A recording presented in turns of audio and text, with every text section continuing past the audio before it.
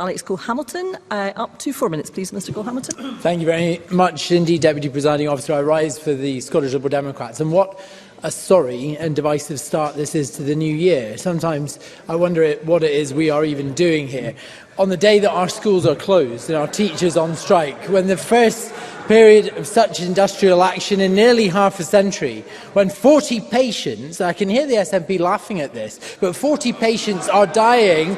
They are dying unnecessarily each week as a part of the crisis in emergency care. And when people face the worst cost of living in living memory, then here we are again. The eyes of the nation are fixed on this chamber, but far from the priorities they sent us here to deal with, they see another skirmish in a make-believe battle that the SNP and Green parliamentarians are fighting entirely on their own. It is make-believe, Deputy Presiding Officer, because there isn't going to be a referendum in October, and the general election won't take its place either. Indeed, it is an act of breathtaking arrogance for the First Minister to simply state that she can dictate the terms of that election. Presiding Officer, we go to the country to receive the instructions from the people who sent us to chambers like this one. It is not for a single politician to tell them that their concerns about the cost of living emergency, about the climate emergency, or the new Cold War in which we find ourselves mean absolutely nothing.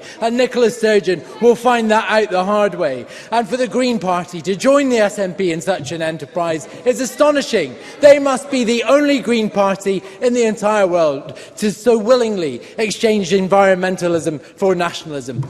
It is a far cry from the party first represented in this place by the respected Robin Harper, who said before the turn of the year of Patrick Harvey and Lorna Slater's support for the idea of a de facto referendum. He said, I quote, "I can't believe this has happened. Air quality knows no boundaries." Presiding Officer, in this debate we'll hear a lot about mandates, and more than that, we'll hear about the 2021 Scottish General Election. Deputy Presiding Officer, I remember that election. I remember when the First Minister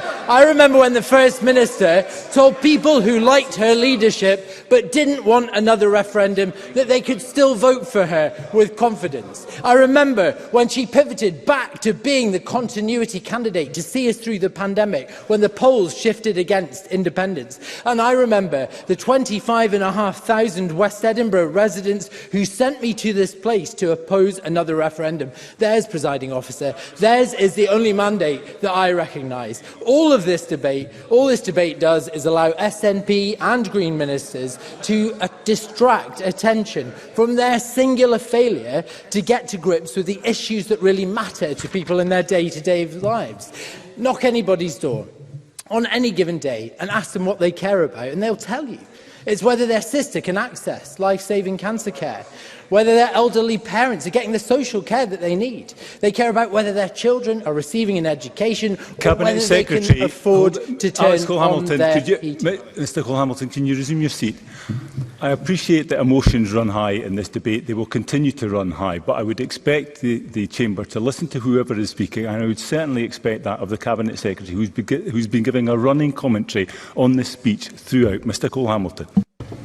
The fact is, Presiding Officer, this government is completely out of touch with reality. They should be using every waking hour in this chamber to clear down NHS waiting times and reduce the crippling cost of living emergency. The government could have chosen, I don't have time, the government could have chosen anything this afternoon, anything at all, but they chose this, at a time when this country is looking to us for unified determination on the many problems they face. The government are desperate to reheat this dying argument, and it is a dying argument. You can see that in the language that they use and the way they conduct themselves in this chamber. The Cabinet Secretary refers to us as those who don't agree with the second referendum as democracy deniers. Presiding Officer, these are pages straight out of the Donald Trump playbook. They are ones used by populist identity nationalists the world over. It is my hope and my expectation that their movement will suffer the same fate as his. Deputy Presiding Officer, the Cabinet Secretary spoke extensively about winners. Well, I was elected to oppose a referendum